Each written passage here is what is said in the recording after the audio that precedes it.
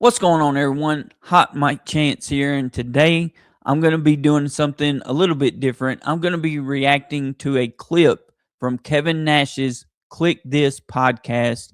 It's a clip about him talking about Maven and Stevie Richards and other people who were in the wrestling business that are basically calls them bottom feeders. I just want to react to this clip.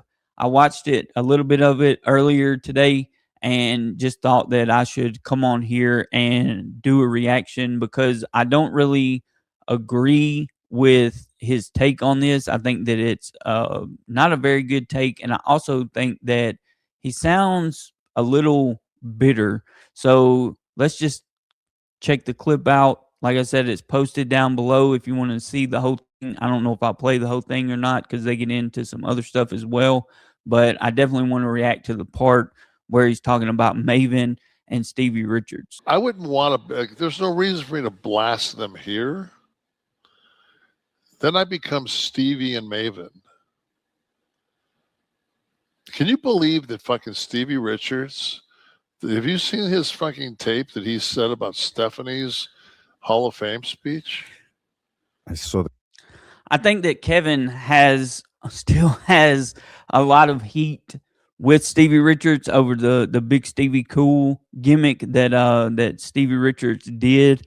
I mean, I don't know, and I know that Stevie has said some stuff about Shawn Michaels, and also, anytime it seems like where, of course, Kevin Nash is going to take up for his friends, Stephanie McMahon, Triple H, Shawn, all of them. And I understand that Kevin is on a different level and reached a different level than Stevie and Maven, but I believe that they have a unique perspective on the wrestling business, and I don't think that their perspective is not valuable. I think anyone that makes it to the level that any of these guys did, I think that it's impressive. And let's be honest, it's choreographed fighting. I'm a huge wrestling fan, always been a huge wrestling fan, but this is choreographed fighting. Somebody picks the winner and someone picks the loser. So there has to be someone that's staring up at the lights every single night for people like Kevin Nash or Shawn Michaels or anyone like that. It doesn't mean that, and a lot of the times, the guys that were at the top necessarily wasn't the most talented. But let's continue on. The coverage of it.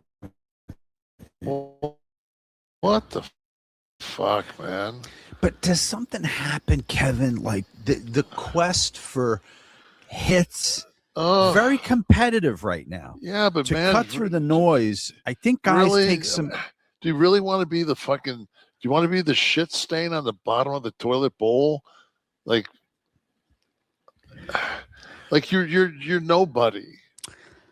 I don't think that Maven and Stevie Richards are nobodies. Like I said, I think they both contributed to the industry. Just being honest, I enjoyed Kevin Nash, but I enjoyed Kevin Nash or Diesel with Shawn Michaels, with Scott Hall. I can't really think of any time in my life where I was excited about a Kevin Nash only or a Diesel only match. It was only whenever his character was paired with someone like Shawn Michaels, Undertaker, Bret Hart, someone like that, more than actually wanting to watch for Kevin Nash's work. I'm not going to sit here and say that he didn't contribute to the wrestling business. I don't. I think that what he done with the NWO was huge, but I think the majority of the success that came with the NWO was Scott Hall and, of course, bringing in Hulk Hogan. I think if Hulk Hogan wouldn't have joined the NWO, that it wouldn't be as big as it ended up being. That heel turn, which could have been Scott and Kevin's idea, I don't know. But I do think that I just don't think that a lot of people tuned in to see a Kevin Nash match or to see Kevin Nash or Diesel cut a promo. So to say that that they were nobodies. I think that on YouTube, Kevin Nash compared to Maven is like Kevin Nash is a curtain jerker on YouTube compared to Maven. Maven has almost 1 million subscribers. Stevie Richards' podcast is almost has his channel almost has as many subscribers as Kevin Nash's does.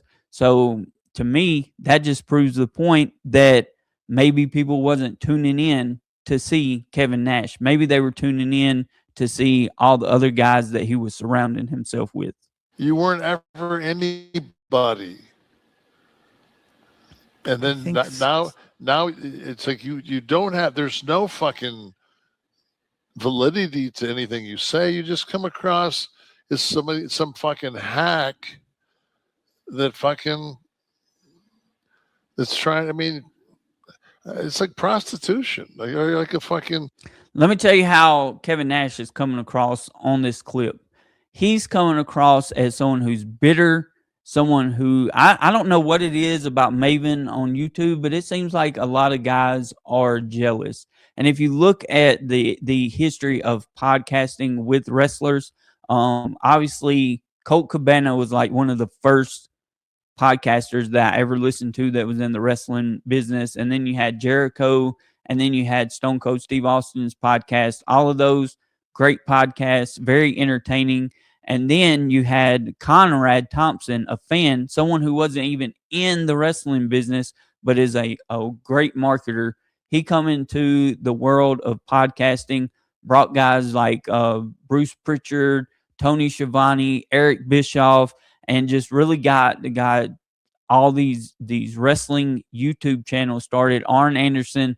I think at one time Kevin Nash and them may have been or may still be connected with that kind of in that area as well. But I think that someone like Conrad Thompson, who did nothing in the wrestling business at that point, started just really making wrestling podcasts relevant and really blowing them up. I think if it wasn't for Conrad Thompson, who never took a bump in the business up until that point, I don't know if he has since then, but whenever he started, he never took a bump in the business, and has people like Kevin Nash probably wouldn't even have a outlet to speak on right now if it wasn't for someone that maybe he would consider a nobody.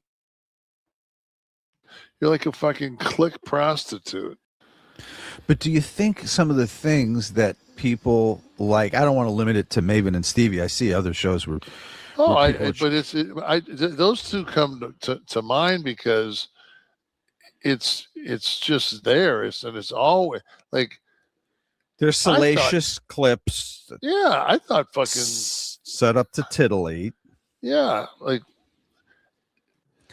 I don't think that necessarily that they're clickbaiting. I think that they know what YouTube wants and they know what the fans want, and they're just giving the fans what they want, which is what wrestling should be doing right now, and they're not. So that's why they're, as far as like enthusiasm and all that, I mean, yeah, they're raking in a lot of money, but as far as support, enthusiasm, and diehard fans, WWE and even AEW, I think, is suffering from that standpoint. So I don't think that they're just clickbaiting people. Like, they're actually giving what they're saying on the videos. The titles and the videos match up. They're not clickbaiting people. They may just be discussing topics that are popular in the wrestling business at that time, which is totally okay. I mean, that's what media does. It just, to me, it's one of those things where number one, don't speak. Like, don't show a clip of everybody saying, "Don't go to the bathroom," and it's like, man, number one, you definitely don't know Steph. Like, she was, from where her headspace was when I talked to her before she went out there with her kids and her mom. I mean, she held it together, and she cut a fucking heel promo at the end of that thing. Mm-hmm. She basically said, "Follow." I agree with I agree like with Kevin on the point that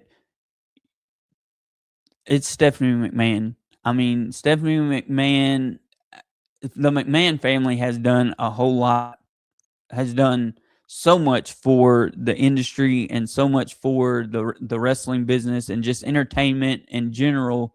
And Vince McMahon built a huge, successful company, and Stephanie, I think, helped with that in a lot of ways. And I think that she should have had a substantial amount of time to talk about her career. I don't think we'll ever get a Vince McMahon in the Hall of Fame. I don't ever think we'll get a Shane McMahon in the Hall of Fame. Possibly, maybe at some time, but right now, I think Stephanie is the McMahon that is going to represent the family in the Hall of Fame. So I think that I didn't personally care to watch the speech. I didn't watch the Hall of Fame this year at all. It's been kind of boring to me the last couple of years, but I do think that Stephanie deserved a lot of time. I think that Sid's family probably should have had more time than they got. I think AJ Styles probably could have had a lot more time to talk and get his stuff in as well. But with Kevin, I think Kevin's just protecting his friend, and he doesn't like that Stevie and other people are talking about Stephanie's speech, which most people I know that heard it said it's too long. Well, this motherfuckers, and nobody did. So it's like, but I you'd have to know Steph, man. You could just tell when somebody, their whole life, that person walked by them and they just prayed that Steffi didn't say, Stevie. They had no relationship with the person. And it shows because they don't know the person. They don't know the fucking business. So to say that Stevie Richards and even Maven doesn't know the wrestling business, I would have to argue that. I think Stevie Richards and Maven both spent enough time at a high level in the business to know the business. Now, did they have a relationship with Stephanie McMahon? Probably not. I wouldn't think that a lot of the talent did have a close relationship with Stephanie. I could be wrong on that because I'm not in the business, never been in the business, but just outside looking in and hearing stories about what goes on, I don't think that anybody really had a really, really close relationship, any of the talent anyway, because just her role, her position, her being who she is. I don't think that unless you were kind of like Kevin Nash, he may have not even had a relationship with her if his best friend wasn't married to her. So I think that you can't really, and you can't say that Stevie Richards and that Maven don't know the business because they reached a level, whether like with Maven, you can argue tough enough, all that stuff, but he was able to get through that, and he was in the business at a high level for a decent amount of time. Stevie Richards started from ECW or was in ECW, had a lot of success there, and had quite a bit of success in WWE as well. So I don't think that you can say as much time as both of them have spent in the business. I don't think you can say that they don't know the business. So to me, it shows your lack of credibility, your lack of involvement, your lack of fucking being anywhere above the fucking the snails in the fucking tank that just eat shit. Like you're just a bottom feeder.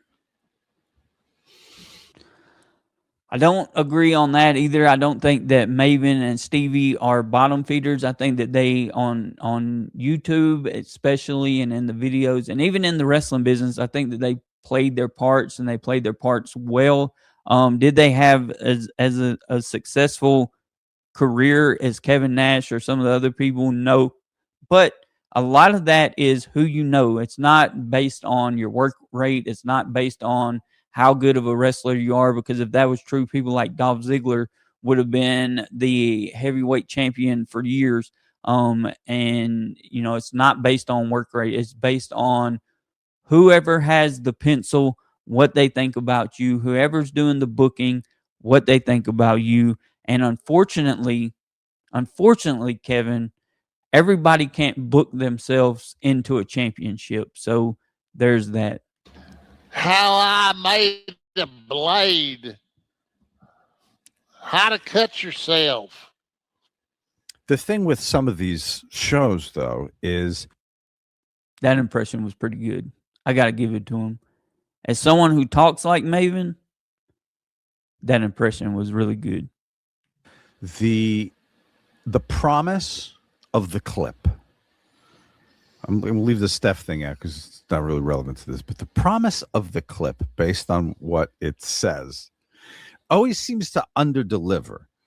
And I think that that's only going to work so many times. See, I watch Kevin's podcast. I've been a follower of his podcast for a long time. I enjoy the podcast. I think that it's a change of pace from what you get from a lot of the other podcasts.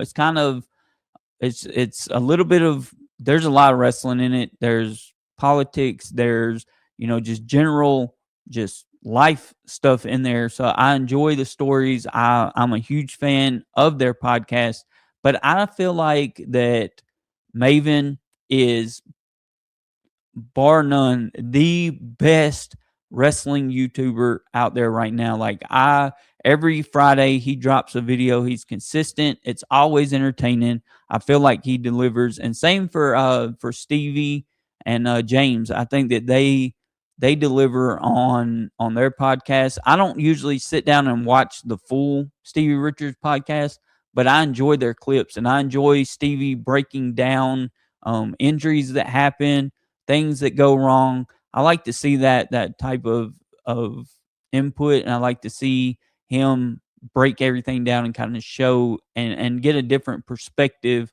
from what we normally get. As a fan, I enjoy that. I sometimes with Kevin's podcast, it's on, but it's on in the background, and I'm just kind of in and out of the conversation.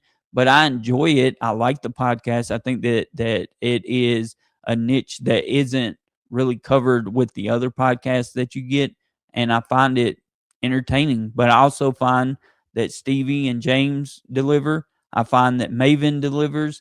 And Maven, I can't remember Maven's guy that helps him out with his videos, but he does an amazing job. He's awesome, and I think that Maven and his YouTube partner have it figured out. Not to say that Sean and Kevin are bad, because I enjoy their podcast.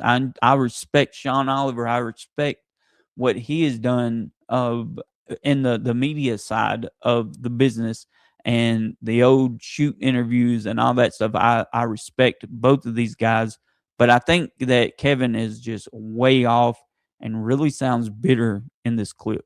Like, if it's unspectacular that the Statue of Liberty disappeared, but you're not really showing me the right angles here, I'm probably not going to tune in again next year. But you know how many people, like when you scroll, say 10 people, they undertake. Like I saw one the other day, man.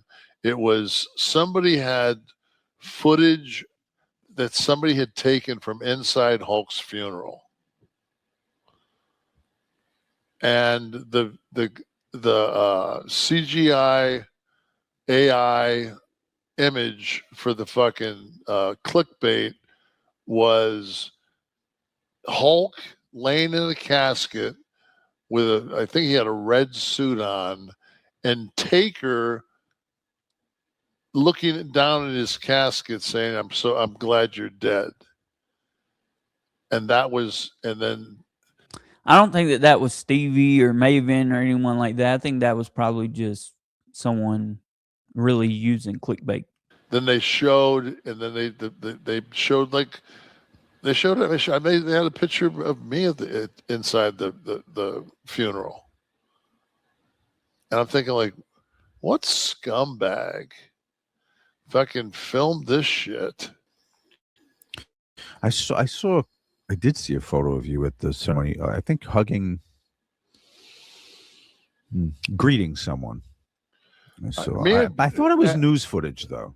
The one that made the documentary was me and Big Show were talking about. That's it. But that was on the Netflix thing, and that was Paul and I talking at the casket. Okay. Right. Now the image that the rather tasteless treatment that you just talked about with Taker. Yeah. That wasn't a wrestler's podcast, right? This isn't any of the people we mentioned before. No, but it's somebody that's is one of these bottom feeders that, you know, will put something up about me and get 400 fucking hits, but it's just because it's there. Mm-hmm. You know, I think that I don't think that a lot of people are. I think there's a lot of clickbait out there. I don't think that the major players that are in the actual wrestling podcast space, the Conrad Thompson's, all of his podcasts, James, all of his podcasts, I don't think that they use clickbait tactics. I feel like that they deliver. Now, I do see a lot of clickbait type stuff that just doesn't deliver on what they're talking about. Like this, what Kevin and Sean are talking about here, I 100% agree. I think it's not very tasteful of someone to be able to do that, and I don't think that there should be a place for that on YouTube. But I don't see a lot of the major players in the wrestling podcast space doing this. I think that Sean and Kevin do a great job at making sure they deliver on their clips, on their titles and thumbnails. I think that they do a good job as well. I saw a thing the other day where in a couple of years, like nobody will be anonymous on anything. Like there will be accessible to anybody. Yeah, so they're about to get into like something that's kind of off this topic more, but yeah, I just wanted to share that and just kind of react to it. It was something that when I saw it, I was just thinking, man, it just sounds really bitter because Maven is killing it on YouTube.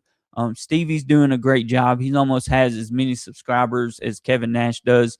I don't know what their views are looking like. I didn't compare that, but if you look at Kevin Nash's views compared to Maven, I mean, there's no comparison. I mean, Kevin definitely was a bigger name. He definitely done more in the business than Stevie and Maven, but I don't think that makes Stevie and Maven's opinion or their point of view any less important than Kevin Nash's. And I think that if you look at the YouTube numbers and you look at the interest that Maven generates and that Stevie generates, it's comparable. Well, Maven just blows everyone out of the water, but Stevie is comparable. His interest level is comparable to Kevin Nash's, which goes back to my point that and maybe I'm a bottom feeder, who knows, but I just think that it's proves my point that maybe people wasn't tuning in to see Kevin Nash. With all due respect,